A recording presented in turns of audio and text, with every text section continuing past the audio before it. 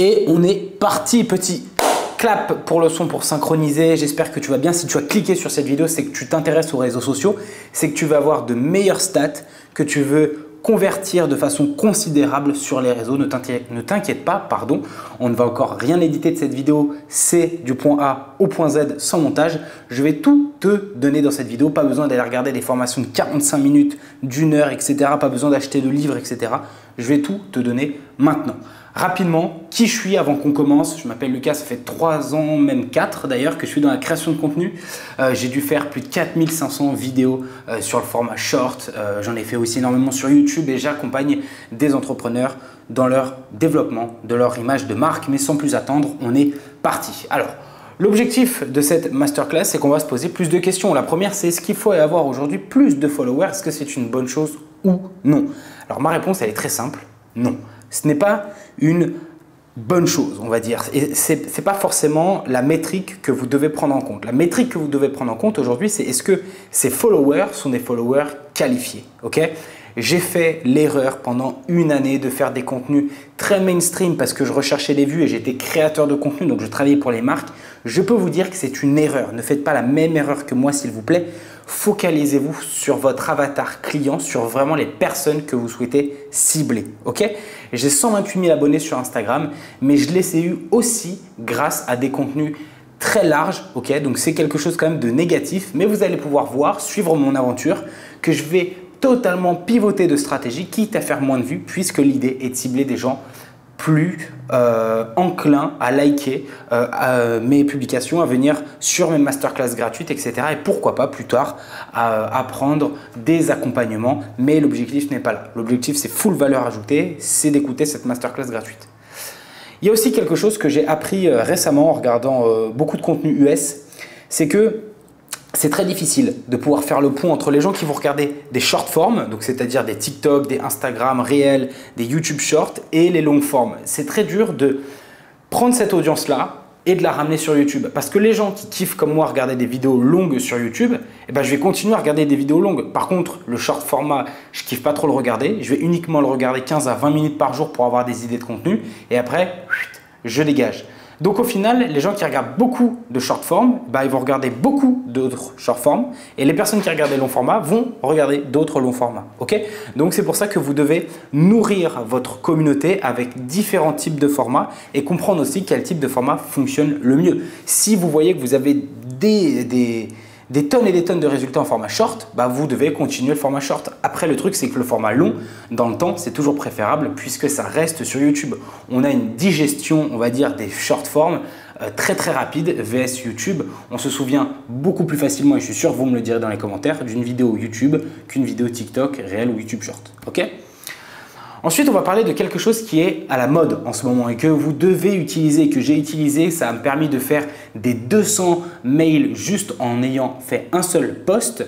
C'est des call to action sur vos contenus. Ok? Les call to action, c'est ni plus ni moins commente, je t'envoie la ressource, envoie-moi ça en DM, etc.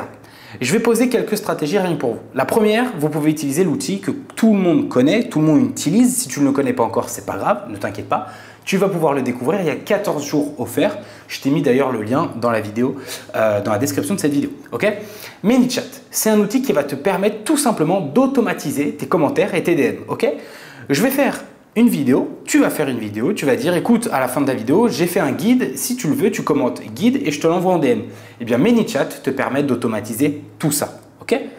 La stratégie numéro 2, c'est pas de call to action à la voix, c'est-à-dire que le fameux j'ai créé un guide, bah, je ne vais pas forcément le dire. Okay? Par contre, je vais aller le mettre dans le premier commentaire et je vais aller le mettre dans la légende du post. Et à l'oral, je vais plutôt dire, et vous allez voir que c'est bien meilleur, je vais plutôt dire écoute, je te fais une petite surprise dans le premier commentaire de cette vidéo ou dans la légende de mon post. Je te laisse aller voir tout ça. La personne va aller voir en commentaire, donc la vidéo tourne toujours. La personne va aller voir dans la légende, donc la vidéo tourne toujours.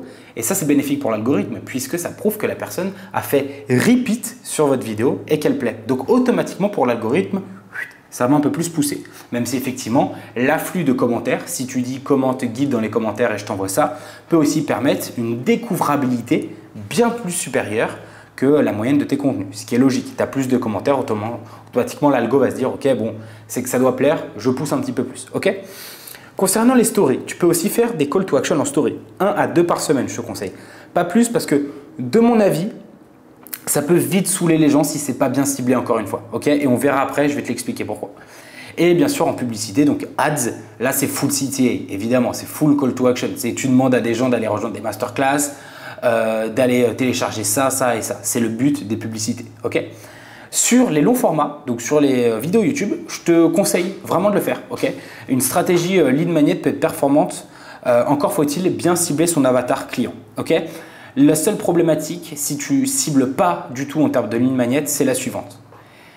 Si tu en abuses trop, si c'est pas bien ciblé, tu vas avoir des touristes. Et le problème des touristes sur ton compte Insta, TikTok, YouTube, ce que tu veux, c'est que les touristes, ils payent pas. Okay, ils sont là pour prendre la ressource et après, ils se barrent. Okay, donc, cible bien les lead magnets. Les lead magnets, c'est donc des ressources gratuites. Cible bien ces ressources gratuites que tu vas donner à ton audience. Okay, si par exemple, tu vends quelque chose pour les athlètes hybrides, donc qui font à la fois beaucoup de courses, mais aussi beaucoup de musculation. Dans tes guides ou même dans ta voix, quand tu vas dire aux gens de prendre ce guide, etc., et je te l'explique après, t'inquiète pas, sois spécifique par rapport à la niche, par rapport à ta cible. Okay, si tu n'es pas dans cette optique de bien cibler vraiment ton avatar client, c'est mort, tu auras beaucoup de touristes. Et les touristes, ça ne consomme pas. Ok, donc essaye de pas trop en abuser. Déjà, tu peux faire un call to action en commentaire, 2 en DM et 2 en story. C'est-à-dire, commente ça dans les commentaires, envoie-moi ça dans les DM et tu fais des petites templates dans tes stories que tu peux faire directement sur Insta, sur Canva, sur Mojo et ce genre d'application. Ok, sinon, tu peux le faire. Et moi, je pense que la technique peut vraiment fonctionner et surtout, ça s'est avéré juste et j'ai déjà testé. Tu peux mettre juste dans ta voix, tu peux juste te dire écoute, je t'ai fait une petite surprise dans le premier commentaire et dans la légende de ce post, je te laisse aller voir. Donc soyez bien spécifique, ok. Si vous souhaitez toucher des mamans qui souhaitent se reconvertir dans un menuiserie dans la finance, j'ai pris cet exemple, l'erreur ce serait commande ce que tu veux et je t'envoie ça. Non, vaut mieux dire si tu es une maman par exemple qui souhaite te reconvertir dans la finance, eh bien commande ça et je te l'envoie. Parce qu'automatiquement tous les touristes qui ne veulent pas ça, ils vont se barrer. Okay, donc soyez vraiment spécifique. Le contenu organique, quelle est l'utilité au final du contenu organique que tu vas produire sur tes réseaux sociaux, TikTok, Insta, YouTube, LinkedIn, ce que tu veux? C'est construire de la reconnaissance, c'est que les gens te reconnaissent. Parce qu'une fois que ton business va évoluer, une fois que ton activité professionnelle va évoluer, si tu fais 5, 10 000 euros, etc. par mois, là tu peux commencer à faire de la publicité en ligne. Automatiquement, si les gens te reconnaissent déjà en contenu organique, en contenu publicitaire, ils se diront tout de suite « Ah putain, c'est le gars que j'ai vu en organique, il donne plein de conseils, il m'a donné plein de ressources, c'est mortel. Allez, vas-y, je rejoins le webinaire, je rejoins la masterclass, etc. » Donc, c'est ça au final. L'objectif du contenu organique, c'est d'être reconnu. C'est la reconnaissance des gens, okay, par rapport à toute la valeur que tu vas donner. Donc, il y a une citation d'Alex Hormozy qui dit « Dire ce que personne ne veut dire, montrer ce que personne ne veut montrer. Okay » C'est pour ça qu'aujourd'hui, au final, je suis beaucoup plus dans je vais te dire les choses, je vais te les montrer là dans ce contenu sur YouTube en format RAW, sans montage vidéo, sans rien du tout. Parce que c'est important pour moi et je sais que, et on le verra à la fin, je sais qu'il y a plein de gens qui vont écouter cette vidéo et c'est malheureusement le cas pour plein d'autres types d'activités, hein, pas que dans le secteur branding, réseaux sociaux. On va écouter, on va prendre quelques notes et la semaine prochaine, on ne va pas forcément implémenter tout ça. Donc, c'est pour ça que le 1% des gens qui regardent cette vidéo, qui vont implémenter tout ce que je dis après directement, vous aurez des résultats à coup sûr. Okay, donc, dans votre stratégie de contenu, ne soyez pas avare de conseils, ne soyez pas avare de valeur. Okay, dites vraiment ce que personne ne veut dire, donc partagez vraiment full valeur. Et surtout, montrez les choses. Okay, il y a un concept de Casey Neistat, qui est un vlogueur américain qui est très connu, qui dit « Don't tell, show ». C'est-à-dire, arrête de dire, montre aux gens. Montre aux gens ce que tu fais, etc. Documente ta vie pour montrer aux gens que tu as réussi à faire ça et que ce n'est pas bullshit. Okay, moi, quand je t'annonce que je travaille avec des entrepreneurs et que j'ai fait 4000 vidéos, tu peux tout checker sur Internet. Il y a absolument tout. Il y a zéro mensonge là-dessus. Okay, ton profil Instagram. Bifurquons légèrement sur Instagram. En 2 secondes, quand on va arriver sur ton profil Instagram, qui est la plupart du temps la plateforme où les gens convertissent le plus, okay, même si avec YouTube, LinkedIn, aujourd'hui, tu peux vraiment convertir beaucoup. Mais Instagram, je pense, reste le canal d'acquisition le plus favorable à la conversion quand tu vas vendre un produit, quand tu vas vendre ton agence SMMA, quand tu vas vendre, je sais pas, des coachings pour de la cuisine, etc. Okay, Tu as 2 secondes. La personne qui va arriver sur ton compte, elle a 2 secondes pour comprendre qui tu es, ce que tu donnes. Ok? Donc, faire comprendre aux autres ce que tu vas apporter. Et ton contenu, et ça c'est super important, il doit être digérable. Hashtag vulgarisation. Pourquoi vulgarisation? Sois simple, va droit au but dans tes propos. Ok? Ne te perds pas dans tes contenus. Si tu veux donner un exemple, enfin si tu veux donner une technique avec un exemple, donne une technique avec un exemple. Ok? Pars pas dans 3000 trucs, ça sert à rien. Ok? Le jeu. Alors, ça, tu vois, je l'ai appris aux côtés en travaillant surtout avec Antoine et on a regardé aussi beaucoup de masterclass d'Alex Hormozy. Le jeu, il est très important. Moi, j'ai fait cette erreur, ok? Donc, ne la faites pas, d'accord? Je me corrige au quotidien parce que je ne suis pas parfait et c'est important de le dire. La plupart du temps, j'ai fait des contenus comme tout le monde d'ailleurs et il faut arrêter. 3 façons de faire ça, 4 façons, 10 façons et c'est de la merde. C'est vraiment de la merde. Vous savez pourquoi? Parce que c'est impersonnel.